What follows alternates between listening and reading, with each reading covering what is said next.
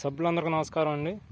నేను దేవదాసు, పల్నాడు జిల్లా, బొల్లాపల్లి మండలం, జైంద్రాంపురం గ్రామం. ఇది 5 లేయర్ వేసుకున్నానండి, 60x60.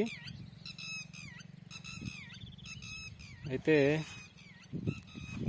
ఇది ఈ గడ్డ పైన ఏ మొక్కలు పెట్టుకుంటే బాగుంటుంది, అదే స్ప్రింక్లర్లు పెట్టుకోవాలా లేకుంటే కాలువలోనే నీళ్ళు పారించుకోవాలా అనేది తెలపగలరు. కాలువలో నీళ్ళు పారించుకుంటే ఇప్పుడు పెట్టుకునే చిన్న మొక్కలకి నీళ్లు నెమ్మందిద్దా లేదా స్ప్రింక్లర్లు పెట్టుకోవాలని చెప్పేసి, స్ప్రింక్లర్లు పెట్టుకుంటే కలుపు వస్తుంది అని చెప్పేసి ఒక రైతు అన్నారు. ఇది వెడల్పు వచ్చేసి 2 అడుగులు ఉంటుందండి, లోతు అడుగున్నర అలా ఉంటుంది కాలువ.